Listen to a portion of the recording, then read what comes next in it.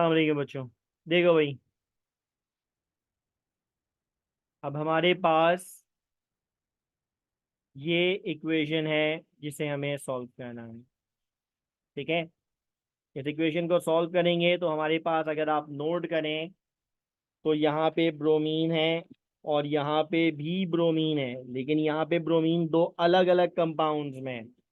अब ये बड़ा यूनिक कॉन्सेप्ट है ना। ये बड़ा यूनिक कॉन्सेप्ट है, ये अभी तक हमने नहीं पढ़ा था कि लेफ्ट साइड पे जो एलिमेंट है वो राइट साइड पे दो डिफरेंट कंपाउंड्स में नजर आ रहा है हमें।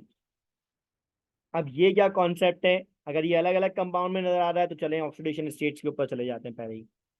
यहाँ पे ब्रोमीन एलिमेंटल है, यानी कंपाउंड कोई और एलिमेंट शामिल नहीं है, एलिमेंटल है तो कोई चार्ज नहीं होगा, जीरो। यहाँ ब्रोमीन के साथ सोडियम लगा हुआ है तो ये कंपाउंड हो गया। कंपाउंड हो गया तो ऑक्सीडेशन स्टेट निकालें, क्या होगी? -1। और NaBrO3 में भी ये कंपाउंड बन गया है, और ये कंपाउंड डिफरेंट कंपाउंड है, इसमें ऑक्सीजन भी आ गया NaBr के साथ। तो यहाँ पे ये अलग कंपाउंड है तो ऑक्सीडेशन स्टेट निकालेंगे, और यहाँ पे निकलेगी +5। नाउ ये आ गया इंतहाई यूनिक केस। यूनिक केस क्यों कह रहे हैं? क्योंकि एक ही एलिमेंट यहाँ पे दो अलग अलग ऑक्सीडेशन स्टेट रखने वाले कंपाउंड्स में स्प्लिट हो गया है। दो ब्रोमीन थे लेफ्ट साइड पे जो स्प्लिट हो रहे हैं राइट साइड में, और डिफरेंट कंपाउंड्स प्रोड्यूस कर रहे हैं विद डिफरेंट ऑक्सीडेशन स्टेट्स। ठीक है, चलें अब जरा इसको थोड़ा सा हम डी कोड करते हैं। ये वाला ब्रोमीन माइनस में गया तो हम कहेंगे भाई तुम तो रिड्यूस हो गए। रिड्यूस होने का मतलब तुमने क्या किया? गेन ऑफ इलेक्ट्रॉन किया। कितने? एक इलेक्ट्रॉन गेन किया। जबकि यही बात जब हम यहाँ पे करेंगे तो हम बोलेंगे ब्रोमीन तुम तो ऑक्सीडाइज हो गए।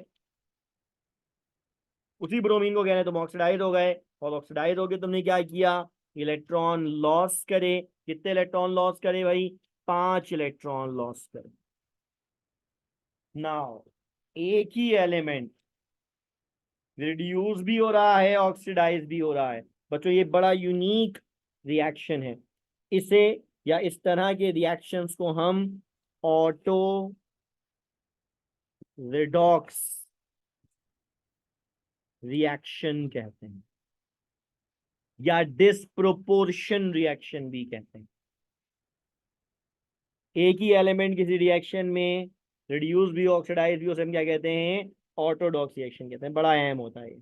ठीक है, चलें खैर, एक इजाफी बात थी जो हमने यहाँ पे डिस्कस करी। अच्छा, अब यहाँ पे हम कहें भाई सोडियम हाइड्रोक्साइड का क्या काम है? सोडियम हाइड्रोक्साइड का काम सिर्फ बेस मीडियम बताना है ना। सोडियम हाइड्रोक्साइड क्या इटसेल्फ इसमें रिडॉक्स रिएक्शन में गेन और लॉस ऑफ इलेक्ट्रॉन में इन्वॉल्व हो रहा है? हमने बोला भाई ऐसा कुछ भी नहीं हो रहा है यहाँ पे। ये सिर्फ और सिर्फ क्या है? NaOH सजेस्ट कर रहा है कि भैया मीडियम क्या है? बेसिक मीडियम है। ना तो ये इलेक्ट्रॉन इन्वॉल्व गेन करने में इन्वॉल्व है, ना ये लॉस करने में इन्वॉल्व है। हम इसको तो नजरअंदाज ही कर दे रहे हैं। अच्छा भाई, फिर क्या हुआ? अच्छा, अब हमारा जो असल काम है हम शुरू करते हैं। क्या? आयोनाइजेशन का। आयोनाइजेबल आइंस को हम जरा लिख दें। देखें, Br2 आयोनाइज नहीं होता। NaBr का Na निकल जाएगा, -1 छोड़ के जाएगा। NaBrO3 का Na निकल जाएगा, BrO3 माइनस छोड़ के जाएगा। Na अपने साथ +1 लेके जाता है तो छोड़ के -1 जाएगा। NaOH लिखने की जरूरत नहीं है, वो मीडियम का काम कर रहा था। अच्छा, फिर हमारे पास आती है सेकंड हेडिंग। क्या नाम है भाई सेकंड हेडिंग का? है ना, सेकंड हेडिंग का नाम क्या है? Separate into reduction and oxidation. ठीक है भाई, रिडक्शन वाली इक्वेशन अलग कर लें, ऑक्सीडेशन वाली इक्वेशन अलग कर लें। यहाँ तो एक ही एलिमेंट रिड्यूस भी हो रहा है और ऑक्सीडाइज भी हो रहा है, होने दें, इससे क्या फर्क पड़ता है? ठीक है। फिर हमारे पास क्या था? अपने स्टेप्स वही फॉलो करेंगे हम, बेसिक कॉन्सेप्ट से बाहर नहीं निकल रहे हैं हम। अब क्या करेंगे? अब हम करेंगे बैलेंसिंग ऑफ एलिमेंट।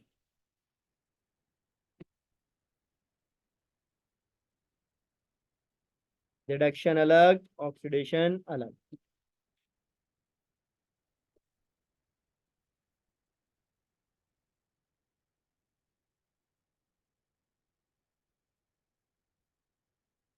ये आ गई हमारे पास इक्वेशन। अच्छा, अब आते हैं बैलेंस करने के लिए। पहले रिडक्शन वाले की बात करते हैं। यहाँ पे लेफ्ट साइड पे दो ब्रोमीन, राइट साइड पे एक ब्रोमीन, तो चलो ब्रोमीन की तादाद को बैलेंस कर लेते हैं। यहाँ पे आ गया 2, बैलेंस हो गया। अच्छा, अब आते हैं ऑक्सीडेशन वाली पे। यहाँ पे दो ब्रोमीन, यहाँ पे एक ब्रोमीन, यहाँ पे 2 लिख देते हैं, बैलेंस हो गया। अच्छा, अब देखें, लेफ्ट साइड पे ब्रोमीन के पास ऑक्सीजन नहीं है, राइट साइड पे ऑक्सीडेशन इक्वेशन में ब्रोमीन के पास ऑक्सीजन आ गए।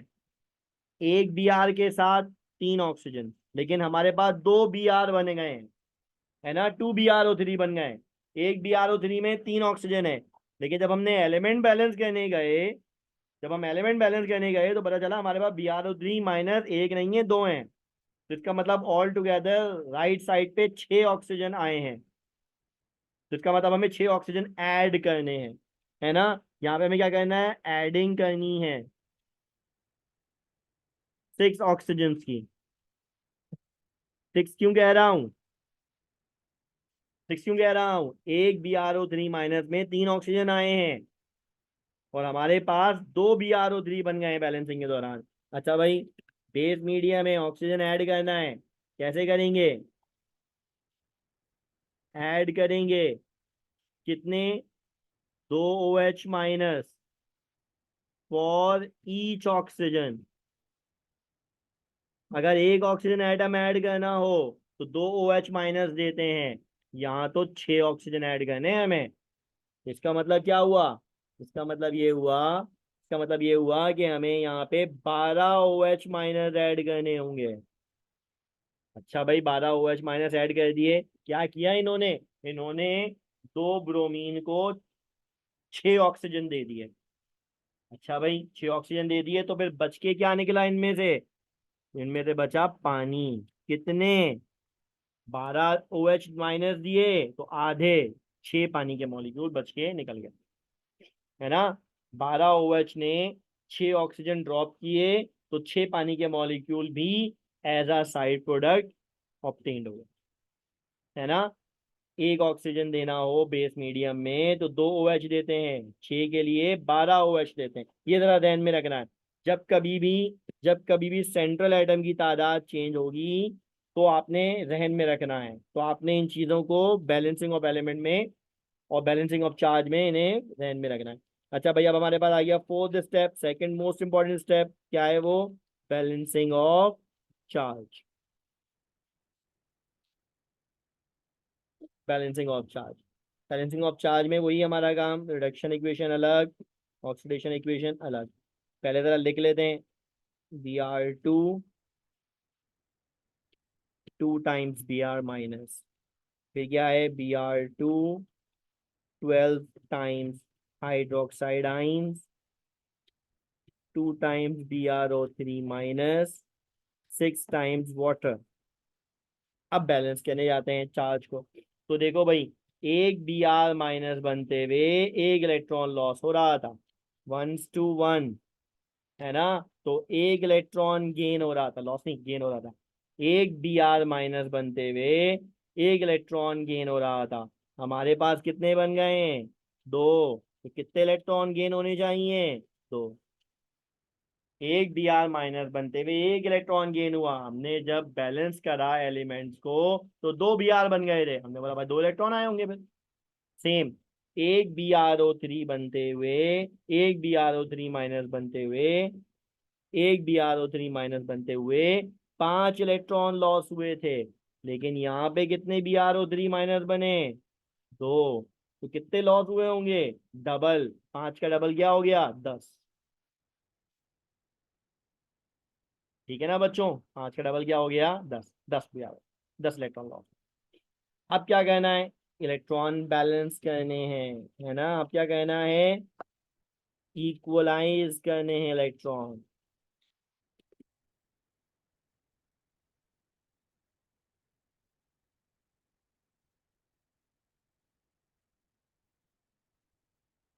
अच्छा भाई, इक्वलाइज कैसे करें, रिडक्शन में दो हैं, ऑक्सीडेशन में 10 हैं, तो एक काम करते हैं, 2 को 10 बना लेते हैं, रिडक्शन वाली को मल्टीप्लाई कर लेते हैं खाली, है ना, मल्टीप्लाई रिडक्शन इक्वेशन बाय 5। तो चलो भाई इसको 5 से मल्टीप्लाई करने जा रहे हैं, क्या हो जाएगा रिडक्शन वाला, 5Br2 plus 10 electron gives 10Br minus.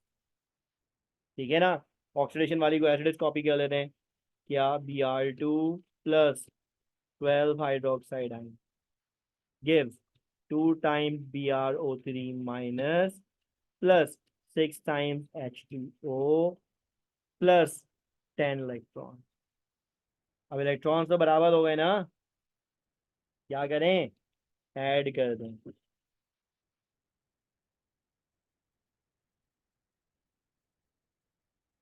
Adding both equation, है ना, ऐड करें, सिमिलर चीजें ऑपोजिट साइड पे कैंसिल कर देते हैं। चलो भाई सिमिलर चीजें कौन है, 10 इलेक्ट्रॉन 10 इलेक्ट्रॉन, और तो कुछ सिमिलर नहीं है, तो जो बच गया वो लिख देते हैं भाई, 5 ब्रोमीन Br2 1 Br2 कितने हो गए, 6 Br2 plus 12 hydroxide ion gives 10 Br minus plus 2 BrO3 minus plus 6H।